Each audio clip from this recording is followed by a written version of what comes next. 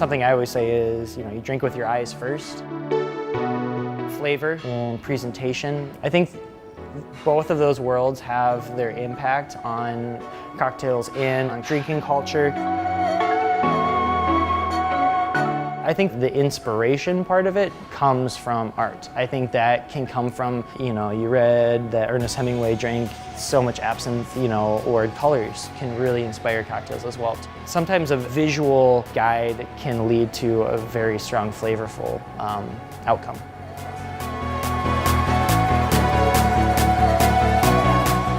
All right, here's Punch King number 5, Mr. John Olson, who's going to tell us all what's going on in the bottle. The Pamplemousse Erratique. So this is inspired by a brown derby cocktail meets Salvador Dali. So Salvador Dali enjoyed his bruleed grapefruit, so we've done that for the garnish. Otherwise, we've got grapefruit essentially 3 ways. We've got grapefruit oleosaccharum, fermented grapefruit juice, fresh grapefruit juice. You've also got some honey, some Minnesota honey, Breckenridge bourbon, and a little bit of rum to give you that molassesy funk that goes very well with the Angostura original bitters.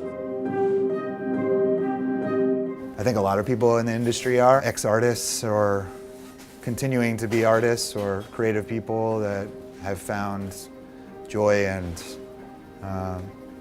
creative outlet through making cocktails. I love drawing, I love listening to music, I played the trumpet for 15 years, so there's always been like a drive to create something or to make something or to play something. It's just something that inspires me and it really drives me. So when I discovered the joys, as I call it, the joys of the immediate gratification of creating something, then it just kind of hit that nerve, and you're like, oh cool, like I get to change somebody's day, maybe for just 5 or 10 minutes in one drink, and then that drink just kind of disappears and you can create a new drink. So it's an opportunity to just create art every day. I would think that cocktails to some extent are consumable art. It's something that you make that's gone. I equate it to if you're a painter, but every time somebody looked at your painting, a little bit of it disappeared. Because it's constantly, you make it and then you put it out in the world and it's gone. But I think it's more being a craftsman than an artist. Because an artist does something once, puts it out there, a craftsman has to constantly replicate.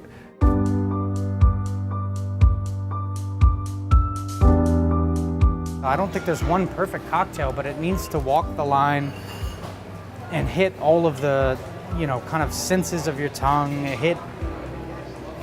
change as you drink it. It starts one way and maybe necessarily finishes a different way, and I think that's really, really beautiful. I think you can have a great palate and maybe not necessarily make great cocktails because you don't understand, what ingredients work in certain respects. So being able to manipulate ingredients to walk that tightrope of like, right as the sugar starts to kind of almost be too much, maybe some spice takes over, and that's what you get next, and then it finishes with really refreshing mint. Like, to me, that's just as much art as anything anyone can put on paper and film. Punches are one of those things, like, for me, I love to do them when friends come over. Like, I'll make punches for everyone. So that was kind of like the concept that I wanted to go into. This is like make something that is accessible for the restaurant and reflects what we do here, but it's also what I do like at home when I'm hanging out. It's so much fun to have people say, what's that? It's like, you imagine you make a fancy, pretty cocktail and you set it down, and the table next to him says, hey, what's that? What are they drinking? But if you have a punch bowl at your bar with fresh fruit, and it's interacting with, everyone at the bar, what's that?